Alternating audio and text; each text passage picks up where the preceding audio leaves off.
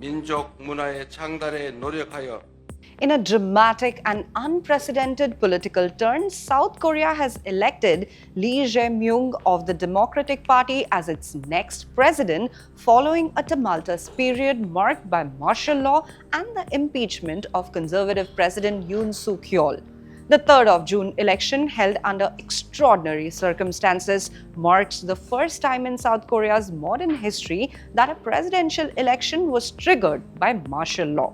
The nation had been thrown into political disarray after Yoon's attempt to impose emergency rule that led to his removal from office.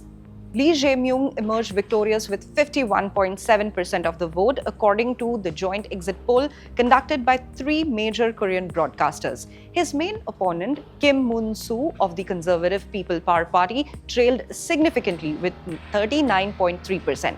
Shortly after polls closed, Kim conceded defeat, paving the way for Lee to assume office. The win is a striking comeback for Lee, who narrowly lost the 2022 presidential race to Yoon by less than 1%. His return to the political forefront reflects both the public's disillusionment with Yoon's administration and a resurgence of support for Lee's progressive policies. Lee Jae-myung's personal story resonates with many in South Korea. Born in 1963 in a poor mountain village in Angdong, North Gyeongsang Province, Lee was the 5th of 7 children in a family struggling with poverty. Forced to leave middle school to work in factories, he experienced a traumatic industrial accident at the age of 13, which left his arm permanently disabled.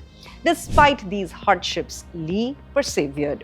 He passed his high school entrance exams in 1978 and later won a full scholarship to study law at the Chung-Ang University.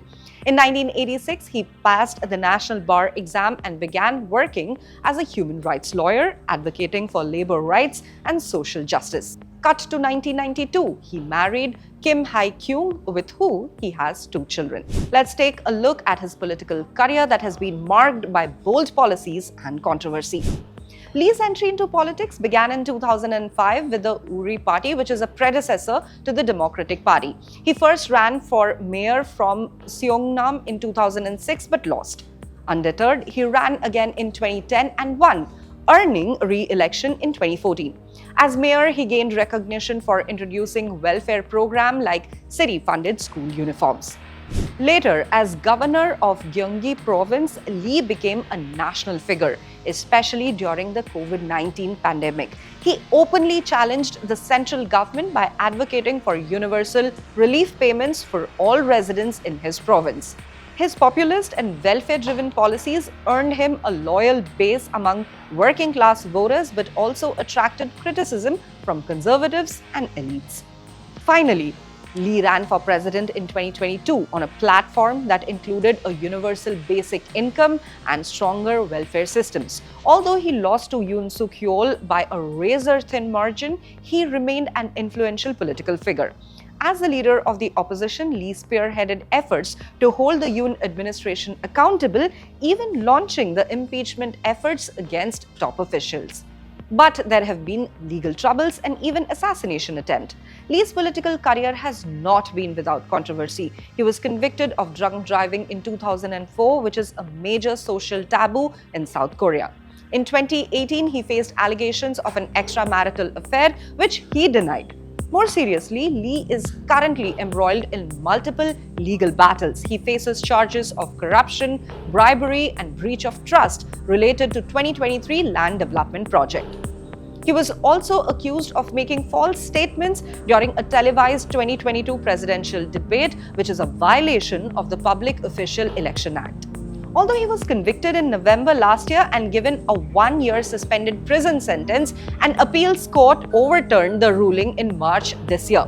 However, South Korea's Supreme Court reinstated the charges and Lee's next court appearance is scheduled for the 18th of June. Adding to his troubles, Lee survived an assassination attempt in January earlier this year. A man stabbed him in the neck while asking for an autograph. The attack required a 2-hour surgery to repair his jugular vein. Since then, he has campaigned behind bulletproof glass and wears a bulletproof vest at public events. With his election, Lee Jae-myung will be protected under Article 84 of South Korea's constitution, which shields sitting presidents from criminal prosecution except in cases of treason or insurrection. This legal immunity could pause ongoing proceedings against him, but public and political scrutiny will undoubtedly continue. Observers believe Lee's presidency will focus on social welfare, economic reform, and addressing historical injustices, including issues stemming from Japanese colonial rule. However, the legal challenges and deeply polarized political landscape may hamper his ability to push through major reforms. As South Korea transitions from one of its most turbulent political chapters in recent history, the spotlight now turns to how Lee Jae-myung will navigate the immense challenges of governance, legal scrutiny, and restoring public faith in the presidency.